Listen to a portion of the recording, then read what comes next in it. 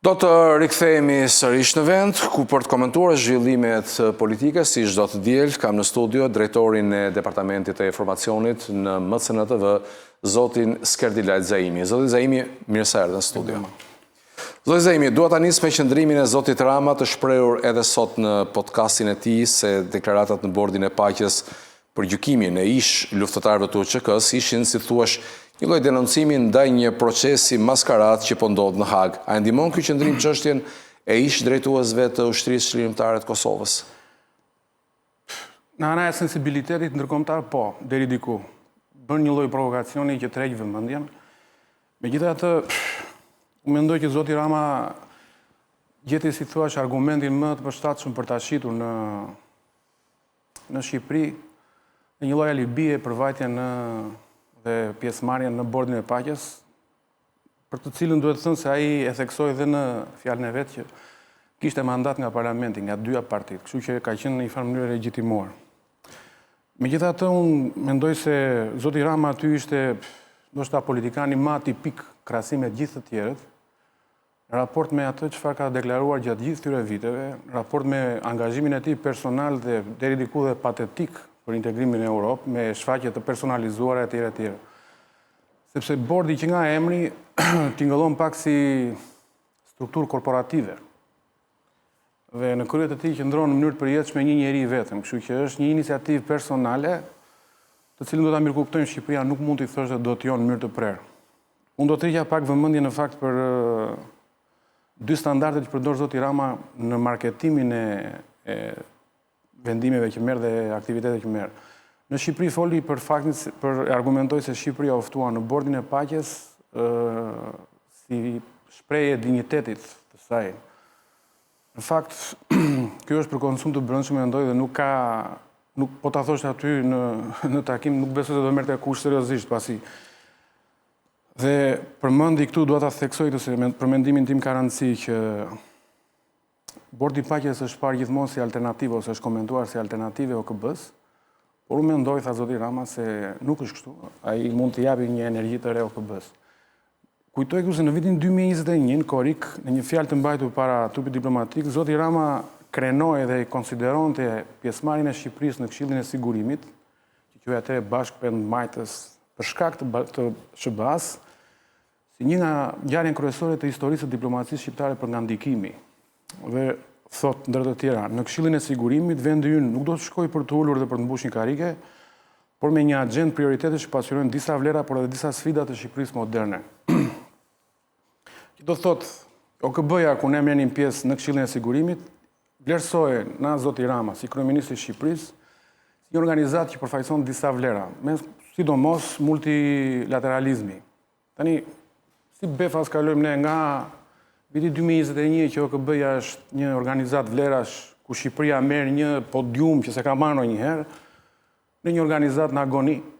Kështu që mendoj që kjo nuk ka lidhje me dinjitetin. Tjetra është që bordi i paqes është një strukturë që tingëllon si sipërmarrje biznesi, e kam thënë edhe tjetër, dhe alokoi 10 miliardë euro për cilat 10 miliardë dollar për ndërtimin e gazës, për të cilët në SBA diskutohet nga do gjenden këto lekë. Nuk duhet marrë miratim në kongres etj etj. Por nuk ka lidhje me vlerat për cilat pretendon zoti Rama. Kështu që dinjiteti që shet zoti Rama në këtë rast është një lloj hipokrizie, mendoj që duhej shmangur. Për atë që thatë juve për UÇK-n e përsërisë një zoti Rama nuk mund të gjykojë dot drejtsinë ndërkombëtare në këtë lloj niveli dhe në këtë lloj arrogancës. E them me arrogancë sepse është e njëjta drejtësi ndërkombëtare, e cila në vitin 2010 i dha të drejtë e shpalli legjitime pavarësinë e Kosovës. Kërkoi një opinion Serbia atëherë, a është deklarata e pavarësisë në kundërshtim me ligjin ndërkombëtar, dhe gjykata tha jo. Kështu që ne nuk mund të sillemi me drejtësinë sipas leverdisë. Drejtësia nuk është leverdi. Drejtësia ka normat e veta, provat, faktet, dhe aq më tepër kur luhet në mënyrë demagogjike kur thuhet që prokuroria ose gjykata po e shpall UÇK-n si sipërmarrje kriminale. Nuk është e vërtetë. Nuk ka një akuzë për UÇK-n. Dhe prokuroria Kimberly West ka theksuar në fjalën e vet që ne po gjykojmë persona konkret për krime konkret. Nuk stigmatizohet një luftë pse shqyrtohen disa akte. Pa folë pastaj që dhe LDK-ja, mendimi i LDK-s, propozimi i LDK-s në Kuvendin e Kosovës është në favor të kësaj qasje, pra të bëhet drejtësi, pastaj të gjykohet vendimi.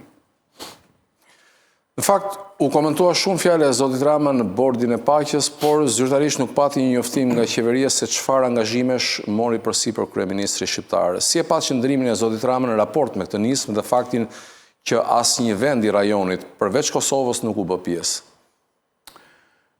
Mendoj që Shqipëria, për fat të keq, ky është mendim personal, nuk ditë sillet si shtet që ka 100 vjet shtet.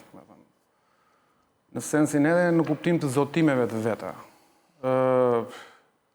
Rastin e Kosovës do ta mirë kuptoja, sepse është një shtet i ri, është një shtet që ja dedikon tërësisht, si thuash, pavarësimin e vet, një vendimi të Shteteve të Bashkuara të Amerikës, sidomos të Shtetet Bashkuara të Amerikës. Kështu që do ta mirë kuptoja dhe siguria dhe ekzistenca e së cilës varet kryesisht nga angazhimi ushtarak dhe politik i SBA-s. Unë mendoj që dhe pyetja ka nevojë të rishikohet pak. Është e vërtetë që zoti Rama e shiti për të madhe pjesëmarrjen në bordin e paqes, por në parlament ligji u votua pro. Kështu që janë të 140 pro vajtjes së zotit Rama në bordin e paqes. Ndahen tek ideja që ky është shet që shikon se unë takova Donald Trumpin etj etj. Po kaq. Kështu që në këtë pikpamje është diçka që të lë, e kam thënë dhe në bisedë kemi pasur herë tjetër, është një lloj kompleksi kështu shërbysi që nuk justifikohet për historinë e shtetit shqiptar.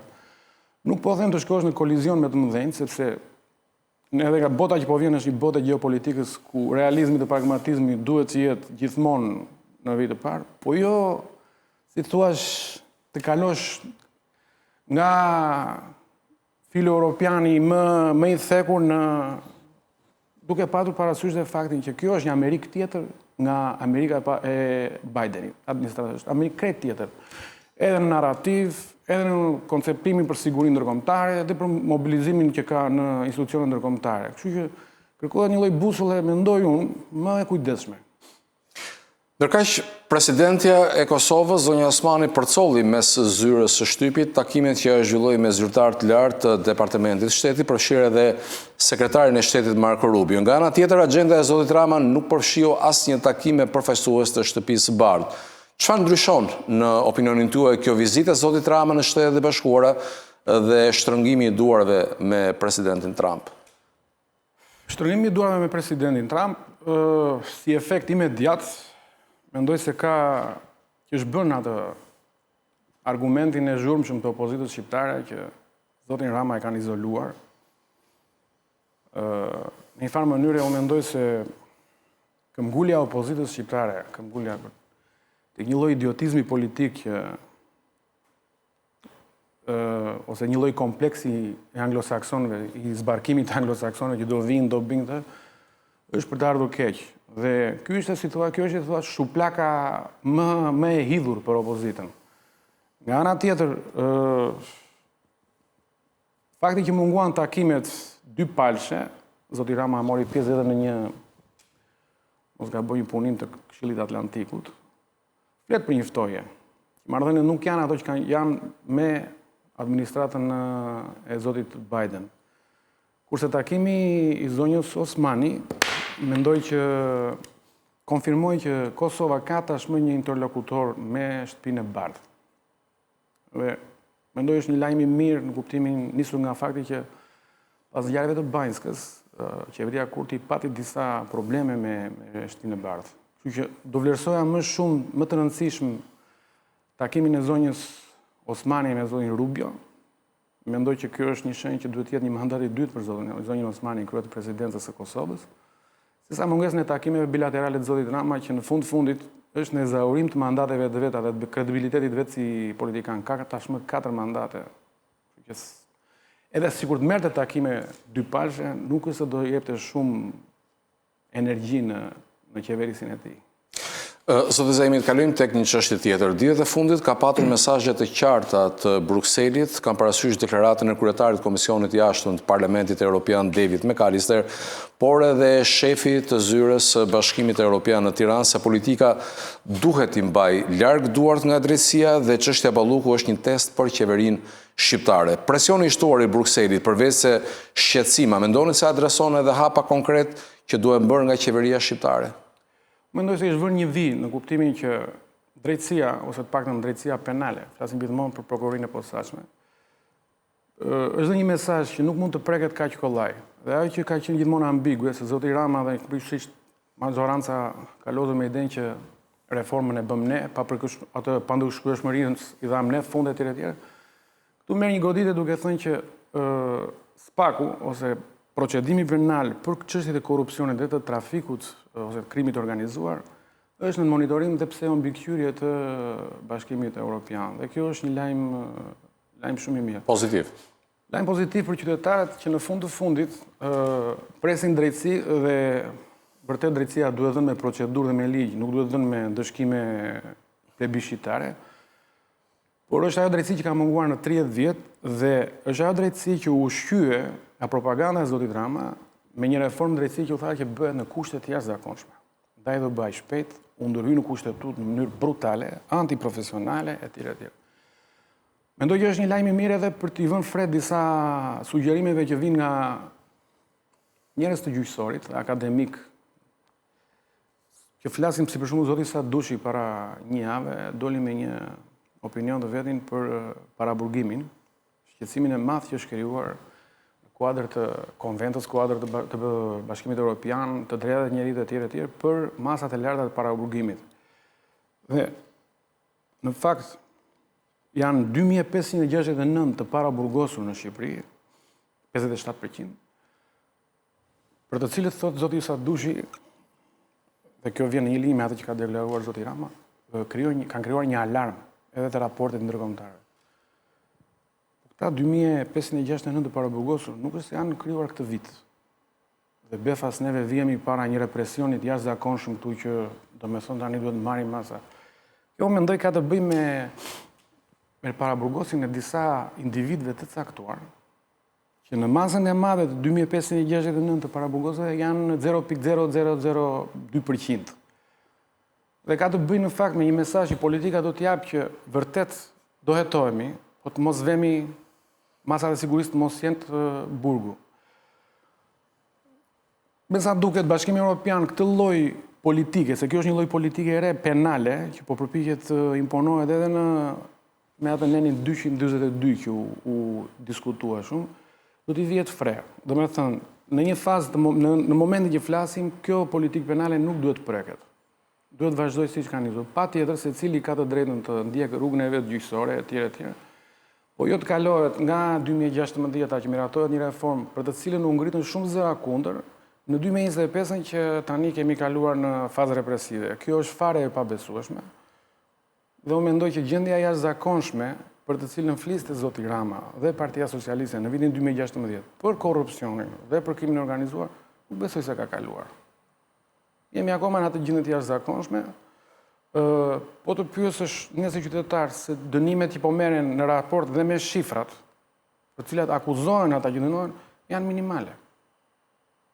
Kuptohet, nuk urojnë askujt që të vejë në burg, por ka ende rrugë drejtësia penale për të bërë. Dhe në fund, se vëmendja përqendrohet tek masat që kërkon prokuroria e posaçme. Zoti Sadushi ishte i kujdesshëm të vinte duke që janë gjykatat që kanë konfirmuar këtë masë. Kështu që janë 2 hallka. Mendoj që është një shenjë e mirë për qytetarët dhe një mësim i mirë për politikën shqiptare që kur nxiton të bëj ligje dhe ndërhyrje kaq radikale, copy-paste, se zoti Rama dhe thoshte unë bëj çfarë lloj gjë që më thotë SBA dhe BE. Të rikthehet, marrësh ti atë mësimin dhe atë leksionin e radhës që ti je më i kujdesshëm. E qartë. Kam dhe diçka të fundit, në fundjavë pam një protest të dhunshme të opozitës, ndërkohë që është paralajmëruar edhe një tjetër. A i shtojnë presionin mbi qeverinë këto protesta dhe mund mobilizojnë më shumë flukse drejt opozitës? Që do mobilizojnë më shumë flukse drejt opozitës, nuk mund ta them, nuk e di. Presionin e shtojnë sepse lidhur me protestat e opozitës, do ta shikoja që protestat e dhunshme të opozitës mendoj se aktualisht po vinë në sinergji me pritmëritë e drejtësisë penale. Do me thënë, një skandal, një arrestim, një tronditje e majorancës, një protestë e dhunshme. Do me thënë, vinë si një lloj batice për ta lëkundur dhe më tej varkën e qeverisë. Mendoj që edhe raportimi i mediave kryesore ndërkombëtare ka ndryshuar. Dhe kjo është shumë hipokrite për mua personalisht. Partia Demokratike ka organizuar protesta më masive vite më përpara, të dhunshme, po në atë kohë dhe ishin tërësisht legjitime. Në atë kohë raportimi bëhej që dhunë në protest. U arrit madje sa një zyrtar amerikan, Matthew Palmer, deklaroi që PD-ja mund të shpallet organizat kriminale. Në një intervistë vetëm për Zërin e Amerikës, absurde totalisht. Sot raportimi ka ndryshuar dhe flitet gjithmonë më shumë evidentohet korrupsioni, legitimiteti i protestës, dhe mendoj që ka një mesazh që vetë edhe institucioneve europiane tani që diskutojnë. Tërheq vëmendje. Patjetër tërheq vëmendje ndryshe. Ka ndryshuar dhe vija editoriale. Mendoj që është hipokrite sepse protestat e para disa viteve kanë qenë shumë më të organizuara dhe nga pikpamja e interesit publik të brendshëm në Shqipëri shumë më legjitime. Raportoj krejt ndryshe. Mendoj që është një mësim edhe për ne në media që mos t'i marrim shumë seriozisht në kuptimin etik raportimin e tyre. Kanë agjendat e tyre, i ndjekin dhe kaq. Zoti Zaimit, falenderoj për bisedën. Gjithashtu.